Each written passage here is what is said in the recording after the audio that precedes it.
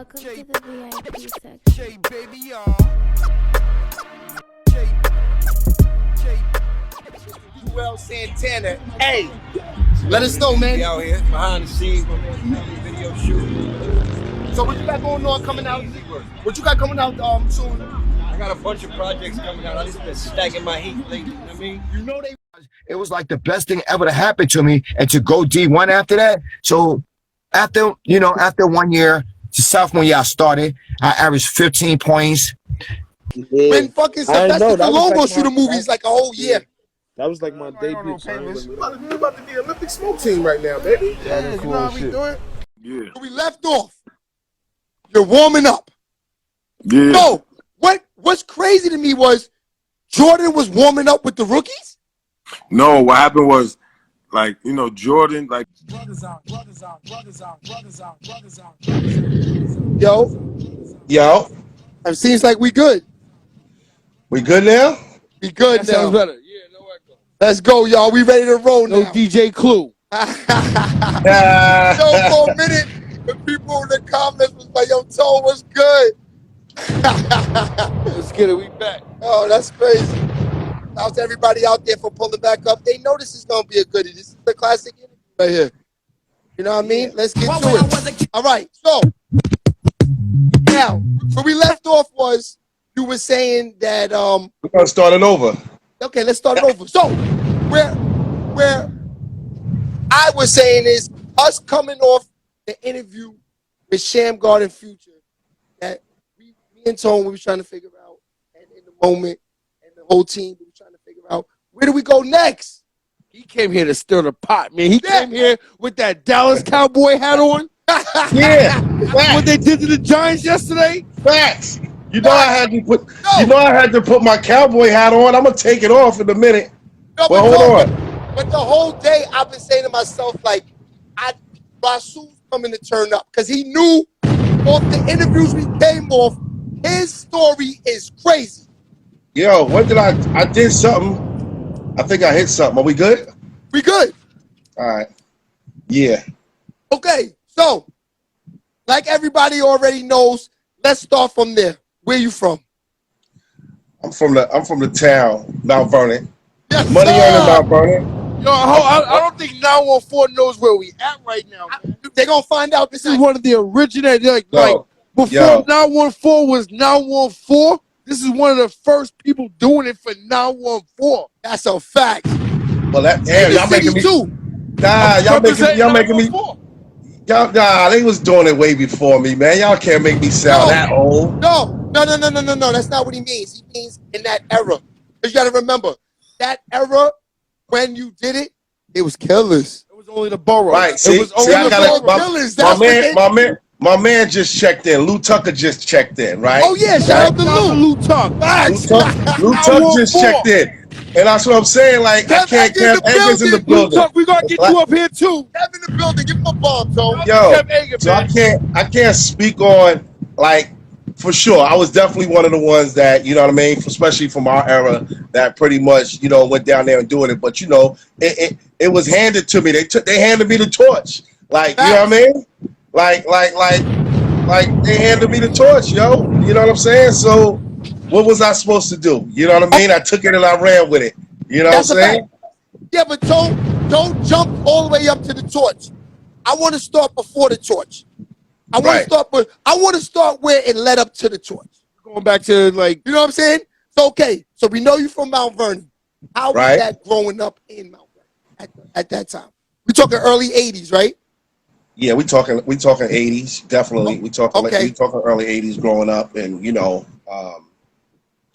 it's like it was good. You know what I mean? Paint the picture. This is like when Mount Vernon was Mount Vernon. Shout out to Greg Barnett in the building.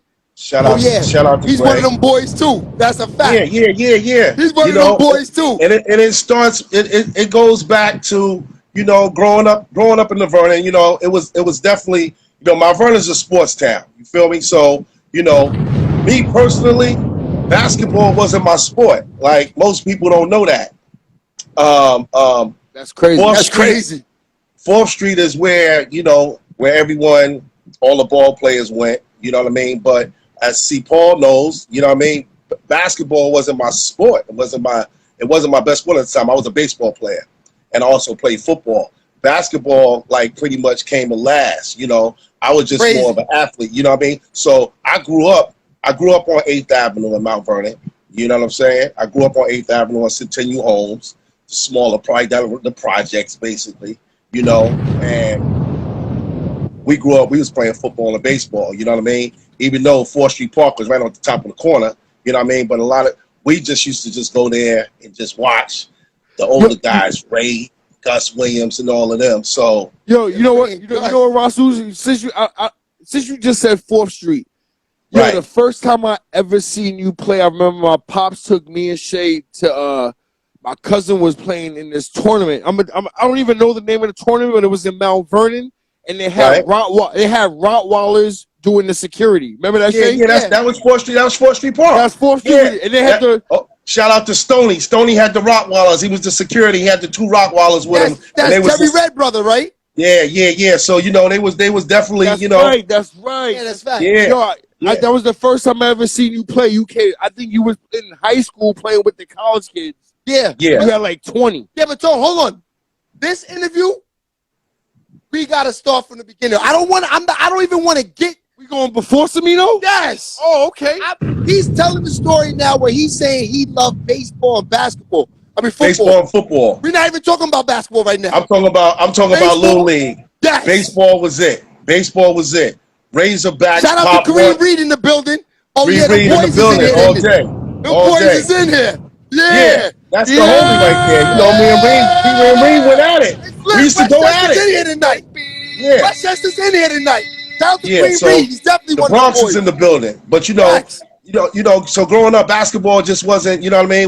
It wasn't something that was on my mind. I was growing up saying, oh, I want to be a basketball player. Nah, growing up, I wanted to be a baseball player. You know, so my focus was baseball and football.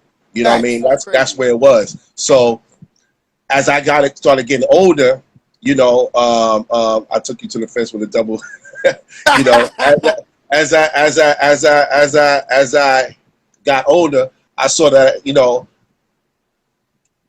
everyone in the hood, we played every sport. So then I started playing basketball, and I saw I was a little athletic and stuff like that. And then I started going to the Boys and Girls Club, you know, which was right around the corner. So it was accessible to us. So if it rained and we couldn't play baseball, what it was that we did was we went to the Boys Club. You know what I'm saying? And so, you know, you had a lot of the older guys in there that was it was nice. All the guys growing up in the hood, everybody played from Groovy Lou to Cousin L. You know what I'm saying? God bless one of my dudes, Little Down. You know what I mean? Baraka. They all played basketball. They was ball players. And they was pretty good at it, at that. But, you know, they was on the block at a young age. So me being able to, I'm talking about 8, 9 years old. You know what I'm saying? Walking around the corner going to play ball. So from there, actually, I knew Dean. You remember Dean Marshman? Dean Marshman's pops used to be at the Boys and Girls Club. So he was like, listen, man, you need to come over here. You need to come play. You need to come play with my guy. My guy got a team. We're going to take some boys downtown and play. And I'm like, okay, cool. But, you know, I really didn't know nothing about none of that. You know what I'm saying? You know, you talking about 8, 9 years old. I didn't know nothing about that. I'm playing locally. I'm playing baseball. I'm focused on baseball. So what he does is, think about maybe like a year later, like 9, 10, he brings me up to Greenberg, you know? Brings me to Greenberg. Shout out to Greenberg. Word. Greenberg always had the best basketball team. See, Greg, no. He said your pops brought y'all up to the center. Brought y'all to the center. Shout out to Greg See, Barnett. Greg knows. No, that's family, 100%. Yeah. No, them boys ball. Them boys do it all too. So Greg, so Greg knows. So, like, so he brought us to the center. Well, who's at the center? You got Mike B. You know, you got T-Bone, Daniel Abrams. You got, and I'm gonna tell you the crazy Daniel Abrams story. Daniel Abrams. Abrams. We get it. It's lit tonight. Yo. Somebody tag Daniel. Oh yeah, Daniel in here. Facts. Dean's little brother Malcolm. Facts. But Malcolm was young, so you had my man. What's my man? Mike. That he's a lifeguard at the center. Mike. light skin. Yeah, with the green eyes. Mike. Damn, what's his name? You had Jerome. We had Ox. Jerome. You talking about We Ox? had Jerome. Jerome used to play ball. Yeah. Facts. So so we was just, you know what I mean? We was just those guys that you had T-Bone. So he brought us up to the center, and so I see this big, tall, light-skinned dude come in. You know what I'm saying? I see this big, light-skinned guy come in with the crazy glasses on, with the little shorts, with the loafers on. I'm like, yo, who's this tall, light-skinned dude? It's Mr. Thompson. Yes. Word. Mr. Thompson. I'm like, but now, peep it, at the age I'm at now, I'm like, Thompson? That was the original Young getting Light. some bread back then. He said that. I think about it. Yo, Thompson was out there. He was outside for real. Yo. You know. You ain't know. I didn't He know. wasn't from Greenberg. He from Harlem. Yes. And he I didn't never know that. wore socks. He said he never wore socks. Yo, he said he pulled up on him in loafers. Yeah. with the loafers with no He's snowing socks. outside. He got no socks. Word. Real talk. So now, and that's what happened. I'm so glad you are talking the best time of my the era. I was brainwashed. Great interview tonight. Yeah, go ahead. We gotta let him finish though. And it's a Westchester thing, and you know, dudes won't understand that if they're not from Westchester. You know what I mean? But they know everybody had their path to where it was that they got to. You know what I mean? From where that's what we want to know tonight. We need to know this. So the path for me playing basketball really started in Greenberg. Well, it started in Mount Vernon because that's where I was from. But to where it took me, to the level of where it took me, I went up north to Greenberg, then downtown. You know what I'm saying? Yeah, because Thompson wasn't afraid of the city. So if it wasn't for Mr. Thompson, you know what I'm saying? If it wasn't for Mr. Thompson, and it wasn't for Dean Marshman Pops, who knew Mr. Thompson, Dean's Pops was like, yo, come on, take y'all up to Greenberg. You know what I'm saying? So, you know, Thompson, you know what I mean? So my Pops and Dean Pops was close. Yeah, okay, cool. What we got? We in there, we just playing. Yo, his son just entered in here. Jermaine Thompson. Jermaine, yes. Jermaine just entered in here. Jermaine won the Atlanta Celtics, right? Down in every time I see Jermaine, right? I always tell Jermaine, yo, tell Pops what's up. Shout out to Jermaine in the building. Jermaine in the building. Got some dudes in here tonight. Yo, people really never paid Greenberg the homage that it deserves, man. Between the center and Rumbrook, Greenberg's really a landmark. I mean, Tone, let's keep it real. Greenberg's really a basketball landmark. It started us too. For real. Like we was nice in Hartsdale with Dad's Club, but before we went to Gauchos and Riverside, we had to get through Greenberg. We had to go to FGCC. Right. We had to get through Greenberg before we even started. My father said, y'all can't even go down to Gauchos unless y'all show me y'all can ball with niggas in Greenberg. Right, Tone? That's a fact. Right. Shout out to Greenberg.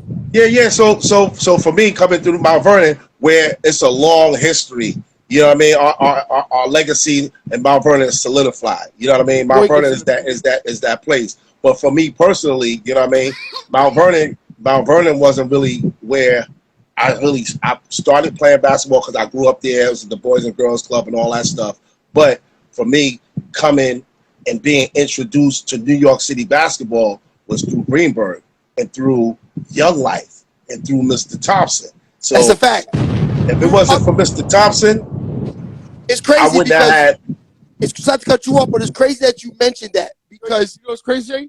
Coach Thompson got me. Was the first. Remember, I was trying to get his records. Coach Thompson got me DJing. Yeah, that's a fact. Give him a bomb.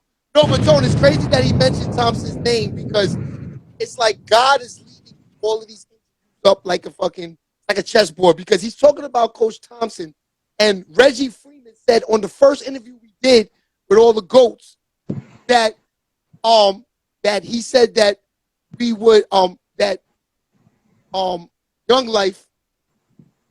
Yeah. Hold on, I'm doing an interview. I love live. Yeah, I love live. I love live TV. That's my son. Yeah. But he shout out to Lil Shay too. But anyway, Reggie Freeman said Young Life started it for him. Yeah. So Yeah, Reggie Freeman with the Texans, we talking big time basketball like yourself. Yeah.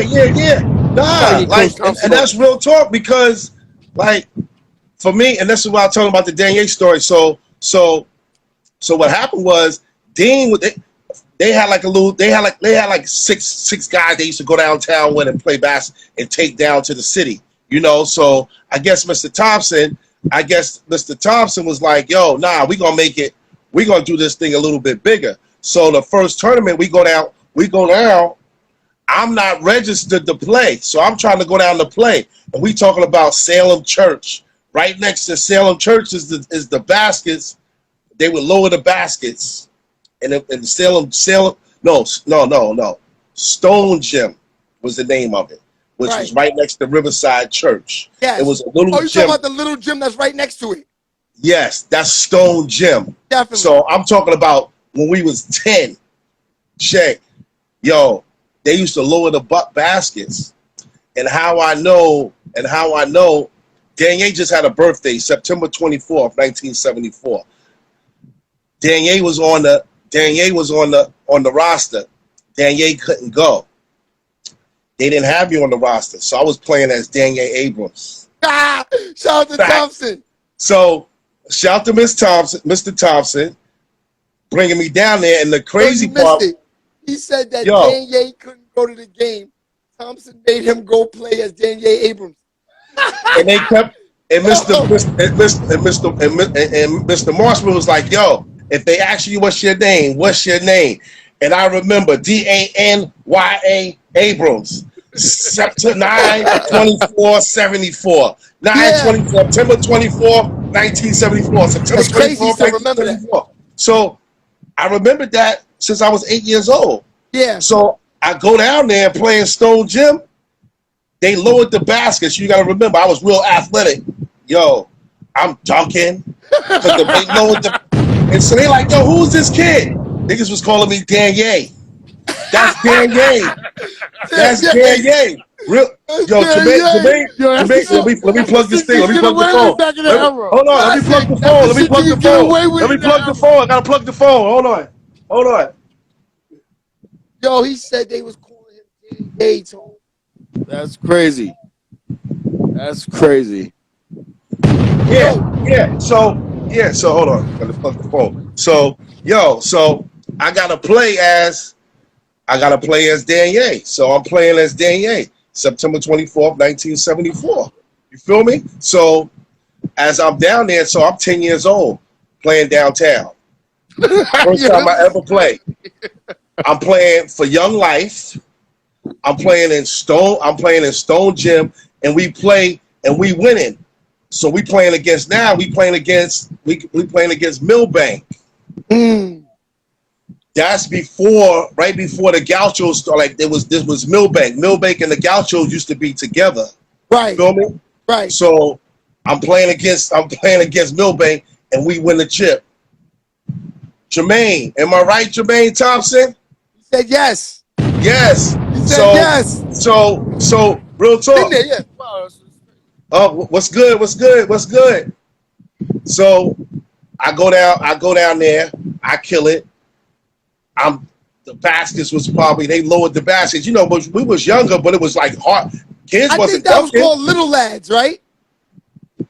I think it was Little Lads. I think so. Yeah, they lowered the rims, of course. Little Lads. Yeah, so they lowered the baskets, right? So we in there, and I'm just barely, like, kids wasn't dunking, but I'm getting up, trying to dunk the ball. And I don't know what made me do that, because I just always just wanted to dunk. You know what I'm saying?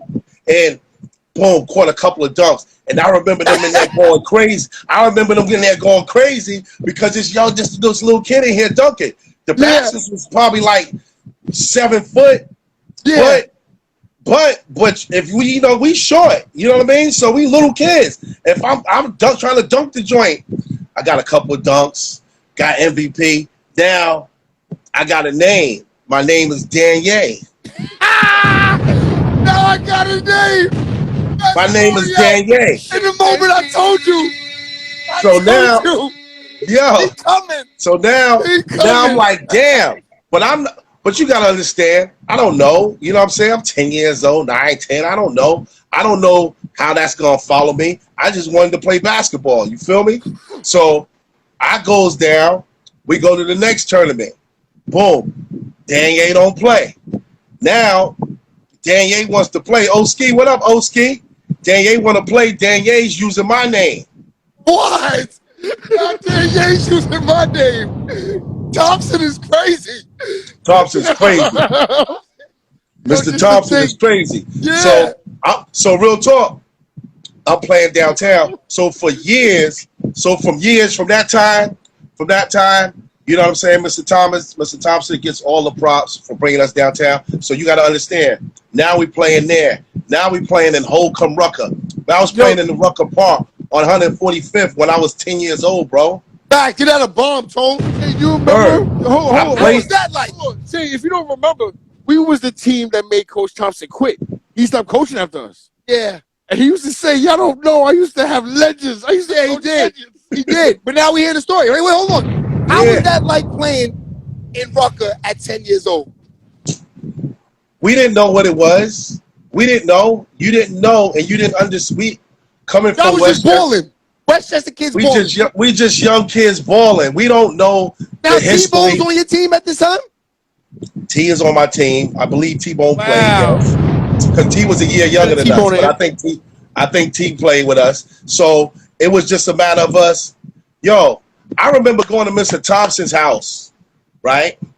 Mr. Thompson bought some purple Nikes for us.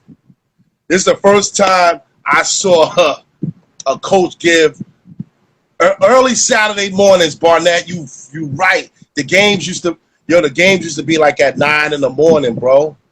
Games used to be at 9 o'clock in the morning. You played at 9, 10, or 11. Then the afternoon, the older kids. Then you got the middle school kids, and then the high school. You know what I mean? Yo, yes. Thompson gave us the Lakers. The Laker Converse. Because that was the color of our team. I remember us going in, he opens the garage. So all the players and stuff is there. And he's like, yo, here y'all go. Everybody, what size you? Oh, you got this size, you got this size. But I didn't have none because they didn't order, but he had mine was Danye's. I wasn't on the team. Dean Marshman was on the team. You feel me? So they didn't have much. He was like, don't worry about it. I'm going to have some. When we left Stone Gym, he said, I'm going to get those shoes for you. Don't worry about it. I'm going to get those shoes for you because I didn't have none of the shoes. You feel me? But every morning, we would go down. Saturday mornings, we would go down there and play in the Rucker. So Mr. Thompson had me playing in Rucker Park in Harlem, New York at age 10. Real talk. Dudes wasn't doing that. Dudes wasn't doing that from Mount Vernon. You know what I'm saying? Like the only people that knew about that stuff was the McRae brothers. You know, you had Ed Wiley, you had Lou Tucker, you had all those guys that was before me that graduated like in the 80s. They knew about all that stuff because they played for Riverside. You know what I mean? Rodney McRae, they all knew about that. But a young kid coming up, you know what I'm saying? I didn't know anything about that. You know what I mean? So for me, playing down there we were just going downtown the ball. You know what I mean? It wasn't no big deal. You know, so that's how I got introduced to New York City. That's why dudes in Harlem still call me Danye. Niggas still call me Danye. Yeah, still dudes. They be like, yo, Danye, what up? What up, Danye? I'm like, yo, what's good? Yo, Ron, let me ask you a question, because we cater to music on this podcast also. Yo, did you fall in love with music playing at those tournaments in the summer? You talking about down in the city? Yeah, like how they used to play the music, like, in between games or on the timeouts. They was playing the classics. They was playing what was hot at that time. Like, you know what I'm saying? Like, that's how I just remember music. I just fell in love with music at that time. But you know basketball. What we used to hear? We used to hear the cars going by on the street, on the freeway, because we used to play. You got to remember, Rucker Park. There's not just that one park. It's the courts all the way in the back too. That was taking the center buses. So we was driving. We was carpooling down there. Got you. You know, And we were carpooling down there. I believe we took you talking about that orange bus, right? Yeah, that orange and white green bus, right? Yeah, I think we I think we got on that bus maybe one Shout time. out to Stedman. You know, maybe one time. So a lot of that, you know what I mean? We wasn't, like talking about the music and all that stuff. I wasn't on it like that. We was just happy to be, you know what I mean? We didn't know where we were. We were just happy to play. You feel me? So you know what I'm saying? We were just happy to play basketball, bro. And then from there it just kept going. Okay, so Young Life. Let's go back to the Young Life. Young Life. From what Reg Freeman said, and Shamgard. Shout out to Shamgard. Shamgard mentioned that Young Life was the pretty much the team in the city that was like had all of the gear. They was the flyers in the city. Is this true? Yo, Dave. What up, Dave? Well, let me tell you. So when Thompson brought us downtown, I didn't know that Mr. Thompson was from Harlem. I didn't know that. You know what I mean? Until later on. When you're a young kid, when you're 10 years old, you're not thinking about where somebody's from. You're just happy to be off your block. You know what I mean? That's a fact. Growing up, you just happen to be going somewhere playing basketball. You're not looking at it as, oh, we going to Harlem. We playing against these dudes from Harlem. We playing against these kids from the Bronx. We didn't care. We were just going to play basketball. And that's crazy. We really didn't. We were good, and we were good. So the kids from Westchester. So Thompson, he saw it. He saw the vision. He saw it. Before we knew it, he saw it. But he saw it prior to us. He saw it with the Williams brother, with the McCray brothers. You know what I mean? He saw it with all those guys before us, before our age. So he was grooming us to come down there. He didn't coach those guys, the Gus Williams and McCrae's, but we were like his kids. You know what I mean? We were around his kids' age. So I know at the time, I believe his son was running track. He had a son that was running track. Yep. Yeah. So that's when we was young. And I remember the black colleges or something like that. Yeah, and his son went to an HBCU, I believe. Yeah, Yeah. But so he's bringing us down there. He saw the vision. He saw that, you know what? Let's bring these kids from Westchester. And when you say Westchester, like people like, oh, y'all up north. We're 15. Mount Vernon's, my house is right across the street. The Bronx is right across the street. When I grew up, the Bronx is right across the street. The house directly across the street was the Bronx. So White Plains, Greenburgh. Yes, he went to Georgia Tech. You're right, Barnett. So he went. Him bringing us down there, we wasn't coming from Albany. We wasn't coming from Binghamton. We wasn't even coming from. That's what they thought, though. We 20 minutes. We 20 minutes away. You know what I mean? Greenburgh's 30 minutes, 25 minutes away from Harlem. 20 minutes on a good day. You know what I'm saying? So especially 9 o'clock in the morning on a Saturday. On a Saturday, 25 minutes. Yo, Rasul. Yeah. So it was solid. Yo, Rob, let me see if you remember this. Do you remember the purple Young Life shoestrings?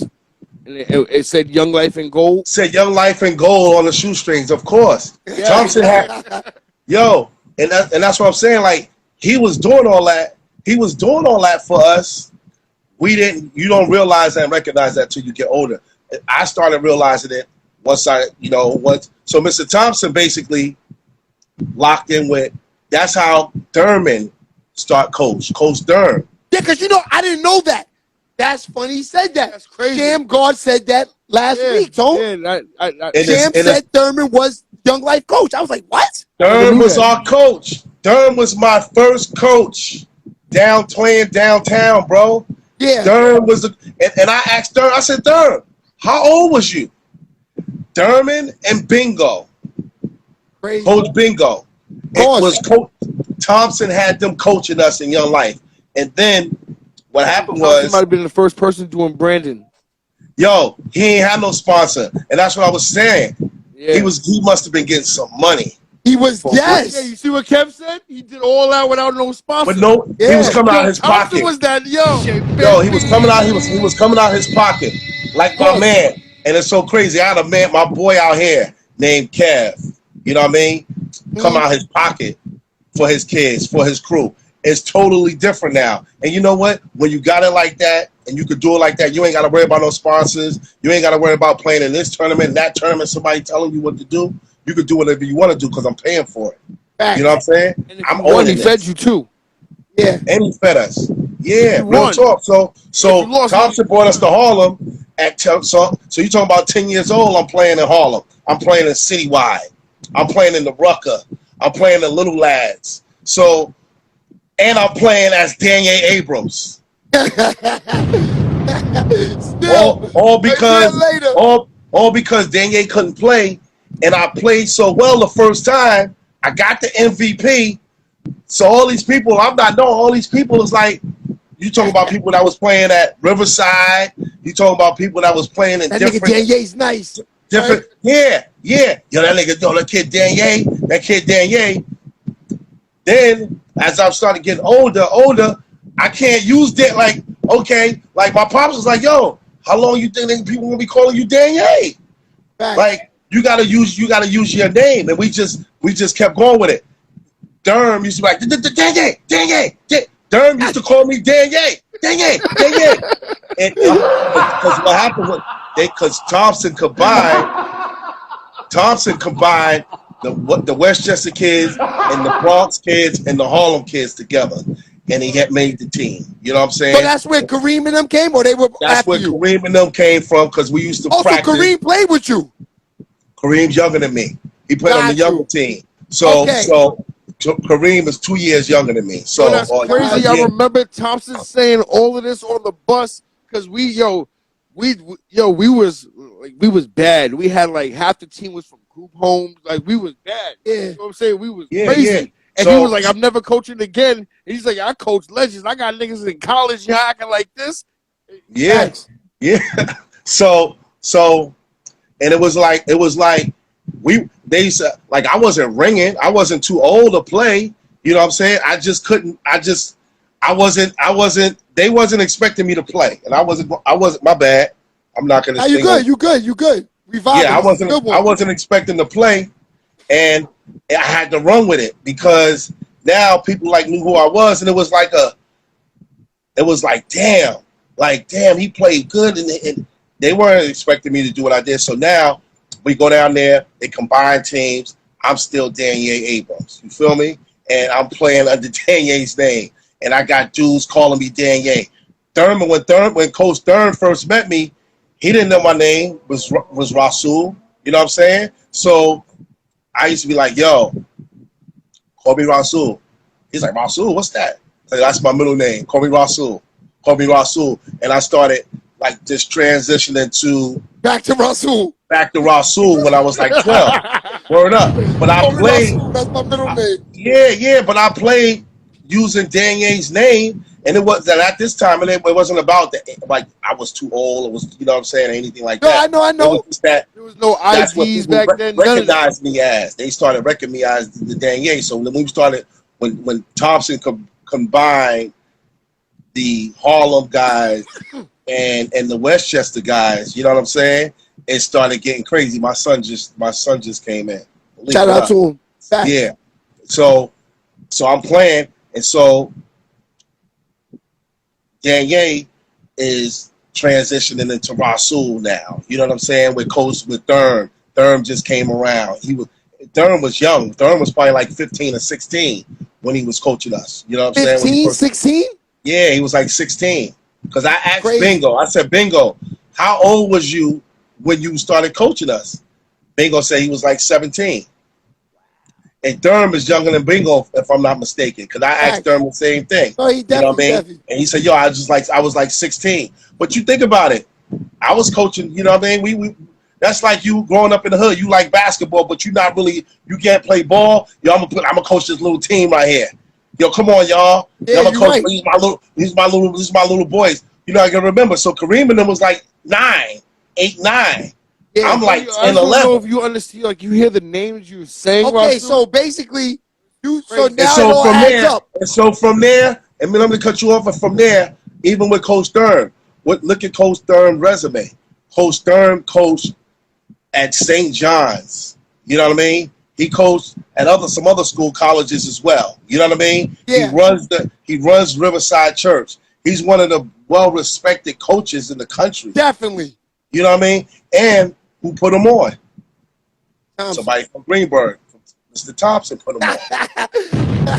That's Real crazy. talk. I did You know not what I mean? know this, man. Yo, that's crazy. So if we don't, Thompson don't bring us to Harlem.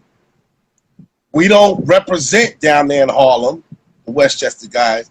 Now they sweating us. Now they like, oh, he got something going on right there. We need to merge this thing together.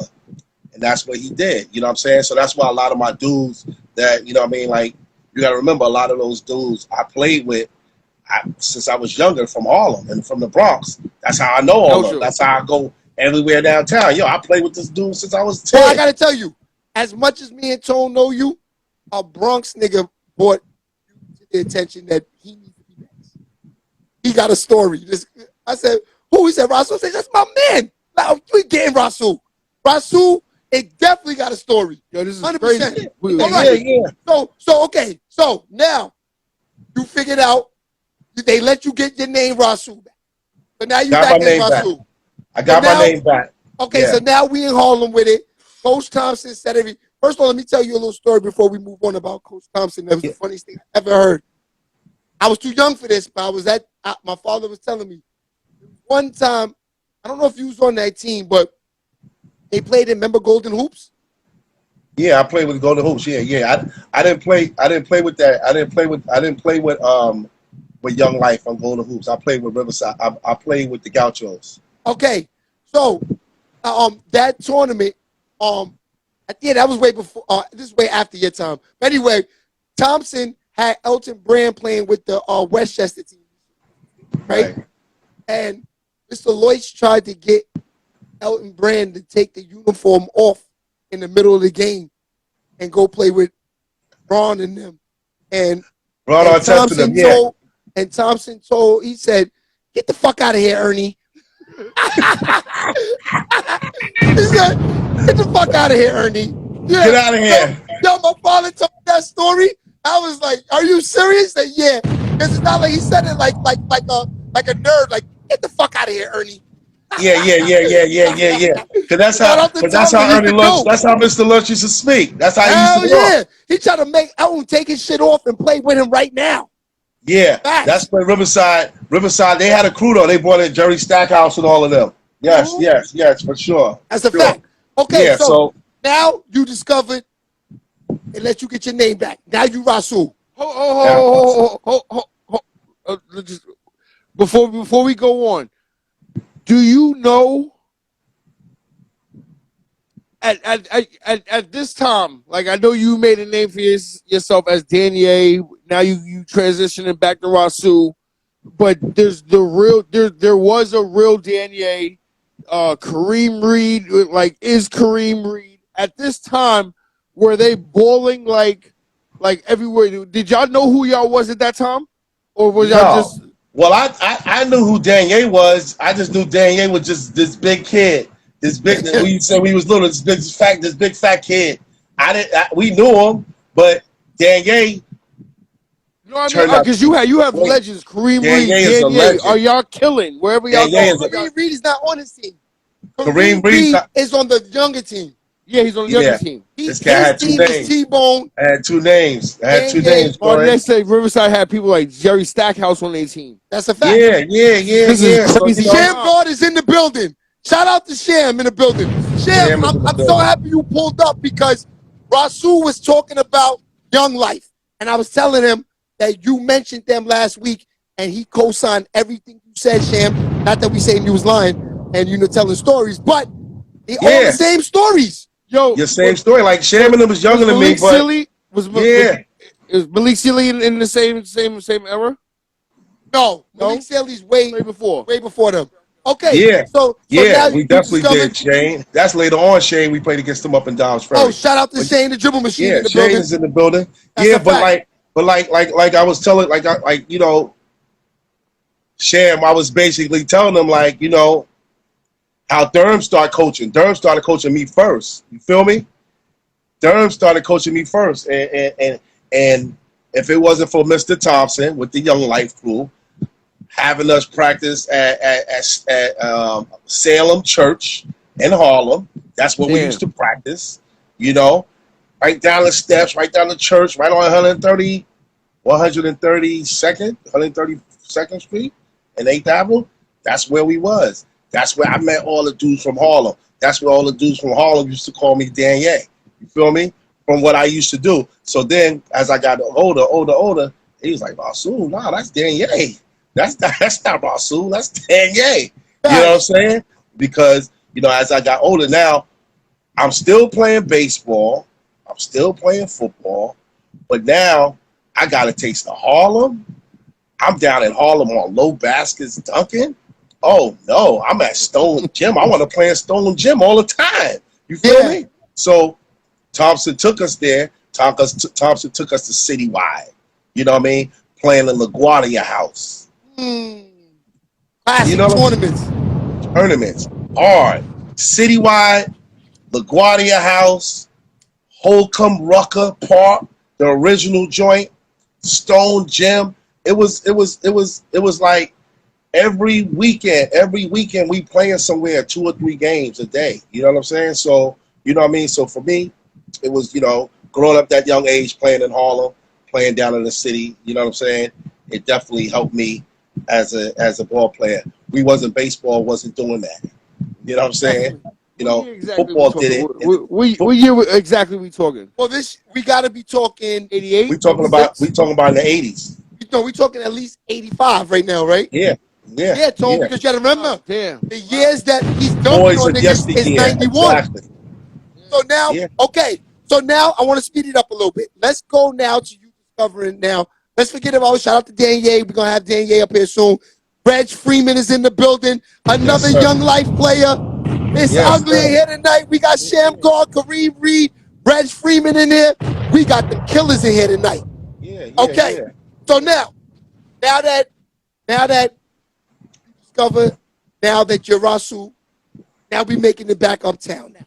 We know you got the Harlem game, dunking on everybody. You discovered now that I like dunking on people. I like basketball. Stone Gym did that to me. Stone Gym did that to me when they was throwing in the baskets, Red. That's a fact. Stone Gym, they had me dunking at Stone Gym when we was little, playing under Daniel Abrams' name. But go ahead. So now my bro Ra. Yeah. For sure. So now that we come back up to Westchester. So we come in the middle school. We come into high school. That's what I wanted to know. What middle school did you go to? I went to Davis. Give him a bomb, Tone. Give him a bomb, Tone. I went to Davis. He's out there playing ball and shit like this, Shay. Ooh. Yeah. Facts. Facts. Oh, it's ugly. That's the vibe. All right. That's the vibe in the layup line. All right. So now, go to Davis. Does Davis have a team there? Davis doesn't have a team. So Davis doesn't have a team. And in the middle school, it wasn't a middle school team, you know. So when you go to Davis, you gotta play. Yes, twin. You gotta play high school ball. You know what I mean? There wasn't at the time. There wasn't no middle school, no 7th or 8th grade. You played, I believe, like for the Boys and Girls Club, or you played. So nobody in Mount Vernon in middle school even knows you play basketball at this time. The guys know I play a little bit. So middle school is pretty much where I really started taking a little bit more serious when I got into middle school, because before that I was playing baseball and football. I wasn't really thinking about basketball until I went down to Harlem. You know what I'm saying? And got a taste of Harlem. You know, but still, you know what I mean. I pretty much, you know what I'm saying. We weren't. Middle school is where, you know, it was. I just fell in love with like dunking. So we go to middle school. Then I go to 8th grade. I go to Nichols, which is behind Davis, and you got the wall. Now I'm running off the wall, jumping off the wall. The basket goes to the wall. The center. Yeah, that's like the center. How you used to off the bleachers, jumping off the bleachers at the center. Yeah, at the bleachers, right? Yeah. Facts. So we're doing the same thing. So now it's about dunking. Everything was about me wanting to dunk the ball for some reason. You know what I'm saying? So then 8th grade, I'm getting a little bit taller, Now, Rich Dan used to kill Rasul in the boys club. He had a Shane is crazy. Shout out to Shay. Yes, right. Yes. Go ahead. Yeah. So we start. You know what I mean? So that's pretty much that's where Rasul started really enjoying the love of basketball. You feel me? Yeah. It's like when I got to 8th grade. You know what I'm saying? That's when I really started liking it. Okay, so now 8th grade, starting to love it. You're going into 9th grade. How the hell did Mount Vernon? So you walked into Mount Vernon High School just like I'm ready to try out. In ninth, when I got to 9th grade, we like okay. When we was in 8th grade, I'm sorry, we played freshmen. We played on the freshman team for the high school in 8th grade. Crazy. So you was killing on that team. Yeah. So yeah, I was okay. I was okay. You played varsity in 9th grade? I played varsity in 10th grade. Got you. You know, okay. I played varsity my 10th grade year, 11th grade year, and my 12th grade year. Okay, so at this time, is the legend himself around, Bob Cimino? Bob Cimino is definitely around. Give Bob him a bomb, so now the interview's about to turn up. Everybody roll up, get the blunts ready, get your drink, whatever you doing. This is when the interview's about to turn up right now. Yeah. Okay, so Bob Cimino's involved now. Bob Cimino's involved, yes. Okay. Bob Cimino's going to name a highway after him soon, man. Yeah, Bob is the man. Yeah. Bob Cimino over there, like, cross county. Bob Cimino is definitely around. You know what I'm saying? Let me fix this little joint. Okay, now for everybody, if you have questions for Rasul, there's a question button that you can hit. Hit the question button and it will pop up and it'll be like a little text message to me and I will ask him the question for y'all. So there's a question button that y'all can hit. Instagram just put that on. It's an effective tool. Use it. It's the question button. Okay, back to Bob Cimino. He's involved. Bob is definitely involved. Bob is involved. Bob always was involved. Let me just tell you this. Cimino always was involved. When we played baseball, I knew Bob Cimino since I was like 7 years old. Bob was the commissioner of the Little League in Mount Vernon. Gotcha. So Bob knew all the athletes. Bob knew everyone. You know, so then also Bob was the head coach of St. Ursula. St. Ursula is like the CYO. They played in the CYO league. Yes. That's what we were talking about earlier with the Harlem Knights, right? The church leagues, basically. Yes. So they played all the churches and stuff. So, you know, Bob was the coach there. So Bob was already around in the community. Bob knew the younger kids coming up to the high school who was who before they even got there. Right. And Bob Cimino Bob was coaching the 7th grade and 8th grade CYO league team, basically. You know, so when I told you there wasn't a middle school, then you either played for Bob Cimino or you played for the Boys and Girls Club. So being that I grew up right in the hood, like in Centennial Homes, it was easier for me to go and play for the Boys and Girls Club. You know what I'm saying? Because it's right around the corner from my house, so I could walk there. Cimino was on the north side of Mount Vernon. You know what I'm saying? So it was harder for me to get up there, you know, at the time. So, you know, me, it was just, you know what I mean? And that's what our middle school was. It was that. It wasn't anything else. So Cimino was definitely around, and he knew who everyone was. The guys before me, you know, he knew us. He saw us coming up, you know what I mean, through the years. So he knew it. So he just transitioned from baseball. He always coached basketball. And then when we got into high school, when we became juniors, I believe, Cimino came and started being the assistant coach. You know what I mean? He sat on the bench and was just sitting down, just watching. You know what I mean? And he took this. He knew the importance of from what our coach did not do. You know what I mean? From what our coach did not do. All right, you got your first question of the night. There it is. Can you see it? Yeah. Question. All right. So What were you saying about Semino? What were you saying about Semino? Yeah. So Semino basically took the Mount Vernon High School legacy and took it to another level. He took it to where it was back in the days in the 70s. Got you. In the early 80s. Yeah. In the 90s, you had Coach Reef, who wasn't really in tune with the kids in the community. You know what I'm saying? Yeah. He didn't live in the community. He didn't live in Mount Vernon, and he just knew that he worked at the school and he was the basketball coach. Got you. So there wasn't anything else that Coach Reed did. You know what I mean? Semino saw that he didn't do a lot of stuff that he could have done. You know what I'm saying? He took Tony Ferrantino's blueprint. You're right, Lou. He took Tony Ferrantino's blueprint. Tony Ferrantino, we'll get into that, was there in the 80s. You know what I'm saying? And Tony Ferrantino won championships. Went to Iona College. Tony Ferrantino started coaching in Miami.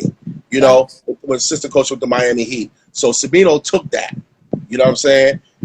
Reef didn't give us that. He didn't give us that platform. He didn't put that platform out there because, Tony Ferrantino and Bob Semino, they lived in Mount Vernon. You know what I'm saying? They were involved in the city. That's why I say it's very important. They were involved in the town. They knew the kids before they got there. Yes. Coach Reef lived up north, like in Yorktown or something like that. You know what I'm saying? Once practice was over, he got in his car and went home. We standing out front, waiting for rides, waiting for taxis. You know what I'm saying? Semino wasn't like that. Ferrantino wasn't like that. Yeah, they gonna make sure you get home safe. Yo, Reef he's a class act, man. He's him. Yeah, and that's why. And that's why he's successful. That's why he was successful the way he was. You know what I mean? That's not just on the court, but just off the court as well. That's why a lot of people respect him. You know what I'm saying? Definitely. So, shout out to Bob Semino. So shout out to Semino. So let's get these questions popping before who was the toughest point guard you played against in high school? Damn, that's a tough question because,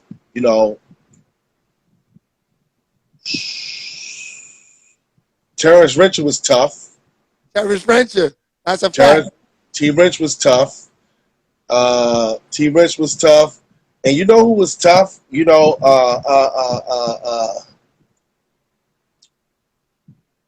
That's a hard question, and that's why man Corey asked me that question. We played against a lot of tough dudes. No, but hold on. You beat Terrence Rencher, though. Nah. So when I was in high school, we scrimmaged Christ the King. And we scrimmaged Talentine. Talentine, wow. They had Red, Adrian Autry, and they had Brian Reese. Brian Reese went to North Carolina. Oh, of course. And Red went to Syracuse. And we were juniors. It looked like and they said men playing against kids. It looked like men playing against kids. The way they would get up the floor, like we couldn't do nothing with them. Then we scrimmaged Christ the King, and they had Khalid Reeves, and then they also had damn, what's coach name? He coaches now. He gonna kill me. He coached at Washington State. He went to North Carolina as well. You know what I'm saying? Khalid Reeves. Phelps? Derek Phelps. Yes. You know what I'm saying? Yes. Bowen Boone. Yes, Shane. So Talentine had a crew. And so him asking me D Phelps. You talking about Boo Harvey? Nah. They had a kid named Boo. He was a guard. He was nice. Yeah. He was super nice. Yeah, so Talentine had a crew. So him asking me that question, they were older than me. They were tough guards. You know what I mean? But as we got older, you know, once I went in college, it was different. But from high school, that I couldn't do anything with it. And there was another guard. It was another guard from Westchester that you need to get on here. Nobody talks about. I can't wait to hear this. Yeah, Brian. Dario Dookie Ross from New Row. He was real? Problem. Gave Kenny Anderson 63. Oh, it's getting spicy tonight. Yo, why everybody keep saying Kenny Anderson getting killed? You just say he killed him. Because Kenny Anderson didn't play no D. He gave so it was a matter of if you was gonna outscore him or not. And most dudes couldn't really outscore him, Kenny Anderson. But I'm telling you, it was Dookie was tough. That's a fact. Dookie was tough. And Dookie was 2 years older than, I think Dookie had us, like we was in 10th grade, he was 12. I mean, Duke was tough. I remember Shane said he gave Dookie the business. Facts. Yo, Shane looking like he wanna get a lit on the platform. Yo, you gotta put Shane. You ain't have Shane on here? Nah, I ain't get Shane on here yet. Yo, are you kidding me? Yeah, I know. Shane, we gotta coming. get Shane. Yeah, Shane coming. We coming. Yo, Dookie was tough. I'm telling you. Yeah, Shane. Come on, Shane. We know you man gave him some work, but I know he gave you some work back. You can't even front. You can't front. Dookie could do everything. He could shoot. He could dribble. You know what I'm saying? He could pass. He was definitely ahead of his time. You know what I'm saying? So my boy Corey asked me that. Duke was the toughest. Duke was the toughest guard. For a 60-year-old Kenny Anderson. That's a fact. Let's get back into the question. Duke was the toughest guard. Duke was the toughest guard that I had to play against in Westchester. That was around my age. Yes. Dario Ross from New Rochelle. That's a fact. Now, Kev Egger asks, is Brian Pinkard coaching? Yeah, Brian Pritchard's coaching now. Brian was coaching, he was assistant coach. Brian just got the head coaching job. Over at Bronxville High School. So shout out to B. Pritch. Okay, here's a good question for you. Then we getting back to the interview. Shane the Dribble Machine said, why did y'all bust my team in the head with a trophy in Lincoln Park? Laugh out loud. Let's talk about that story.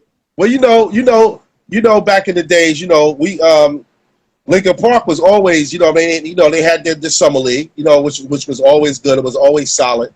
It was always good. So we playing against Shane's team, Salesian. So they busting our ass. Yeah, Shane is crazy. Shane's gonna ask the craziest questions. So I don't even want to answer Shane's gonna ask the craziest questions for real. So we're in Lincoln Park. We're in high school. We young. We get our ass busted, and Shane's man after the game is over there with his trophy, fronting and all this and all that. We from the Mount Vernon. They think that I don't know what his man thought, but come to find out, his man wound up being a killer too. Word. Word. Yeah, Shane was like, yo, I told that nigga, yo, leave that shit alone. Leave that shit alone. Wait, you talking about that was 25 years, that was 30 years ago. Leave it alone. Shane will tell you the story. But nah, so they won basically, and they was, the kid was fronting with the trophy, so we at the waterfront. So like Shane, like I knew Shane since we were younger, like I know him, but we didn't know that kid, and the dudes took the trophies and hit his man and them, bust his man upside the head with the trophies. God rest E. Coleman. Eric Coleman bust the kid in the head with the trophy and all that. So Shane, stop asking those questions, bro. Don't even go there, man. Yeah, shout out to Shane Dribble Machine. That's a fact. A lot of people don't know basketball back in the day was real. Like it was like it was real. It was a component. It was real. It was competitive. You travel to different hoods to go just to make a name for yourself. Just leaving, traveling on a train with your team. We'll talk about that another time. That's a fact. So it was different. You know what I mean? Like in the 80s, I remember, and I think Lou Tucker. I think that was y'all's year, right? No, I think that was after Lou. I don't know. I think that was like 89, maybe 85, 81. I remember that the kid, when Mount Vernon played New Rochelle, which is our rival school, you know, the kid got shot at the basketball game. And the kid from New Rochelle got shot. They got into a fight. The kid gets shot. And the kid's father his father was a cop in New Rochelle. He came to the game with his father's gun. They beat the kid up or whatever, took the gun and killed the kid. And ever since then, they stopped having the basketball games at nighttime when Mount Vernon played New Rochelle. Matter of fact, all the games started being at 4 o'clock, right after school, 4:15, because of the, you know what I'm saying, because of that rivalry stuff. The rival was so crazy, they used to fight. They used to end school early at 2 o'clock. That's crazy. So